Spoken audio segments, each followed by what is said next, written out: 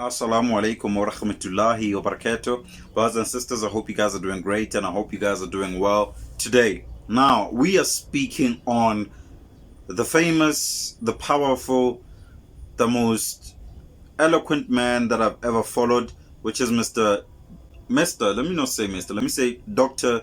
Jordan Peterson, right? Famous author, blowing up right now on social media, blowing up right now on YouTube, everywhere for years. I've even seen an interview of him or a debate of him against Muhammad Hijab, right? And they were speaking mainly about religion, Christianity, as well as Islam. And today, on this video, he's speaking particularly on the Holy Bible. He says the Holy Bible is true. That's what he's saying, that the Holy Bible is true. Not sure if he's a Christian, not sure if he's an atheist, not sure what religion he is, or even if he does follow a religion or not. But you're about to find out today why he believes that the religion is true as a scholar himself. So without further ado, before we get started, drop a like on the video, subscribe if you're new, and hit the bell notification. Without further ado, let's go and let's get it.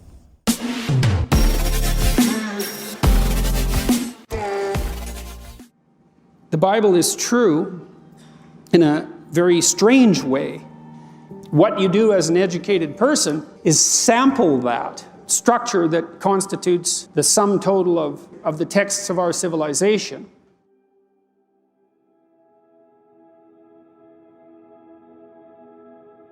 If you mapped out the relationships between all the books that there are, you'd find that the most fundamental book is the biblical library. And I think that's even merely true historically. It's partly why the Museum of the Bible was so interesting to me, because walking through it, you see how the book aggregated itself across time and became fundamental. And the first book that was really widely available for printing, purchasing, and reading was the Bible. And all the books that we know about now, the millions of books that we have, emerged from that base, that trunk. And they're all related to that. And it's certainly possible that without an understanding of that fundamental book, you can't understand all the other books. And maybe it's possible that without an understanding of that book, you can't understand other people. So, to be people of the book means that we're all inhabited by the same book, but it's probably more complicated than that. Like, it's not just the Bible, because there's lots of books. It's the biblical corpus, which is a library, and it's the relationship between all the texts in that book to one another, and then it's the whole structure of the relationship between all the texts that grew out of that. And you could imagine a map of that, and then you could imagine that what you do as an educated person is sample that. And so there's this structure that constitutes the sum total of the texts of our civilization. And then there's you as an agent that needs to understand that structure. But you can't read all the texts, obviously, because how much time do you have? Nowhere near enough time to do that. You have to sample it in a way, though, that gives you an understanding of let's say, of the gist of it, something like that.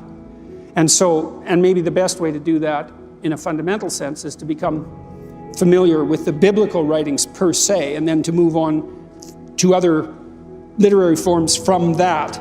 What he's talking about, exactly what he's talking about, of how you sample text, how you sample, portions of the book in order for you to come to that literal point of saying this is true or this is not true, is the same thing I did with the Holy Quran. As soon as I got hold of the Holy Quran, as soon as I read it for myself, the English translation that is, I sampled the different texts, I sampled different surahs, I read different verses in the Holy Quran itself.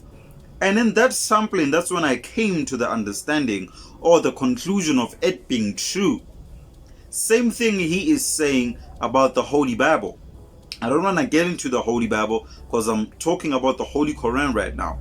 The Holy Bible, there are people who do what he said and find it to be true. People who are not religious, people who are atheists, people who are not even in the religious spectrum at all, decide that the Bible is true, and they read it and they fall in love with it and they come to God. We are not disputing that. And by the way, I'm not saying the Holy Bible is not true. It is true. although there are certain misconceptions in it, although there are certain alterations put in it made by men, but the word of God is eternal.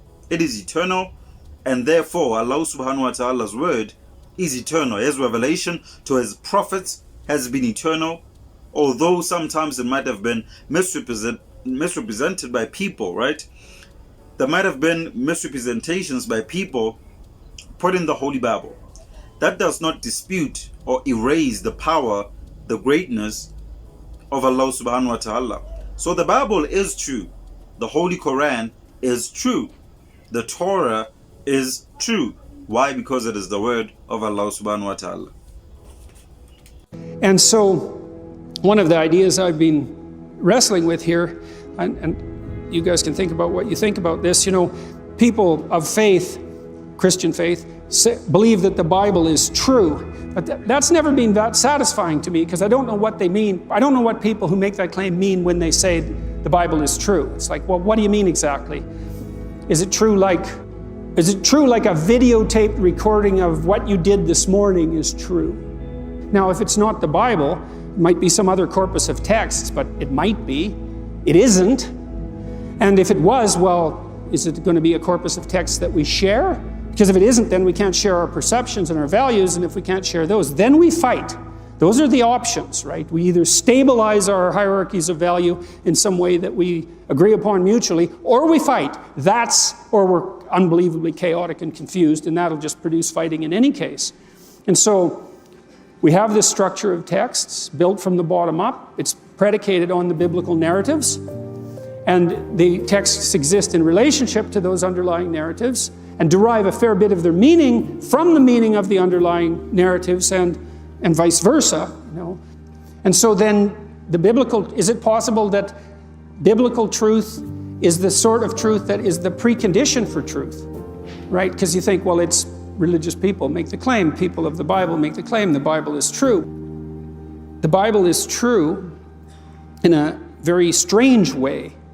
It's true in that it provides the basis for truth itself. And so it's like a meta-truth. Without it, there couldn't even be the possibility of truth.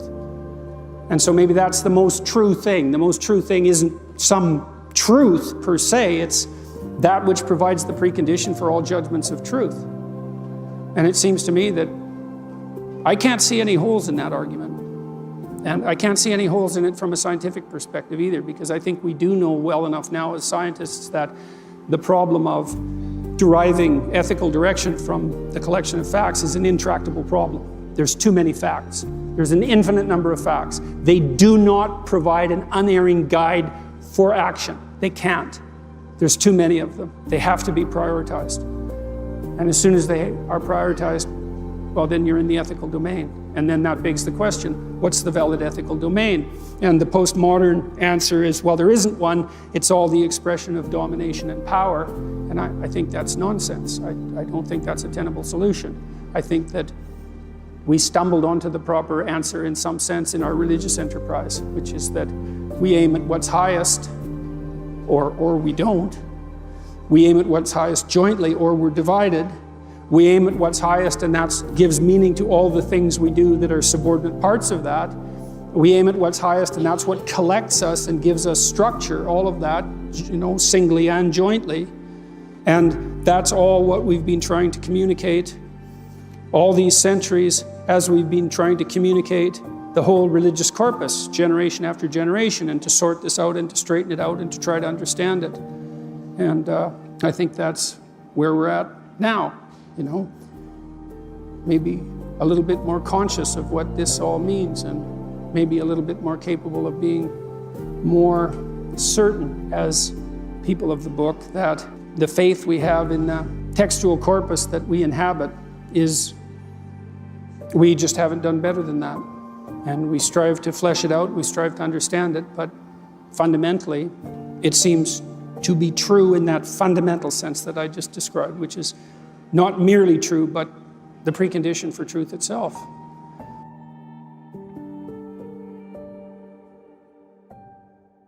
All right, let's just pause for a moment. Let's pause for a minute right here. Let's pause for a moment. Without religion, doesn't matter which religion it is, but without religion, without the holy books that we have, morality wouldn't exist. Morality wouldn't exist. You know, the moral code that people have, the loyalty that people have, faithfulness that people have, the trustworthiness that people have, we wouldn't have that. Because the holy books are the foundation, the essence of people to have morality. Governments wouldn't exist. Rules and laws wouldn't exist. Terms and conditions, regulations, I can keep going on. They wouldn't exist without religion. Religion and the holy books are the fundamental building blocks of societies, because we take the moral code from them. Without them, there's basically no sense of morality. You can steal without a problem. You can murder without a problem. You can do many things without a problem. Therefore, these two books, mainly the Holy Bible, mainly the Holy Quran, they both are true, because they have essentially built civilizations. They have essentially built many different things that make the world we live in today. And many people really do forget that.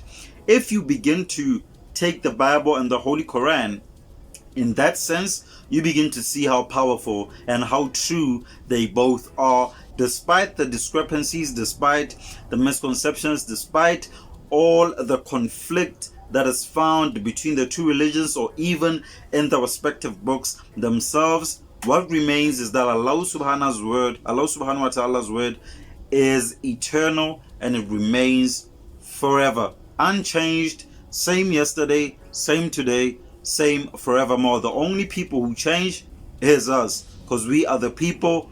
He is not a person. Thank you for watching today's video. I don't know how you feel about it, so drop me in the comments and tell me what your take is according to what Dr. Jordan Peterson has said in the video. Drop a like as well, subscribe if you're new, and hit the bell notification. Do not forget to suggest videos that you want me to react upon in the comment section. I'll check them out. I know many people have been talking about, you know, videos from the Russian Believer, Merciful Servant, One Islam Production. Hit me up with other channels that I must check out. Hit me up with other videos I must see, other sheikhs, other muftis that I must check out. Hit me up, and yeah, we'll meet again on the next reaction video. Much love, peace.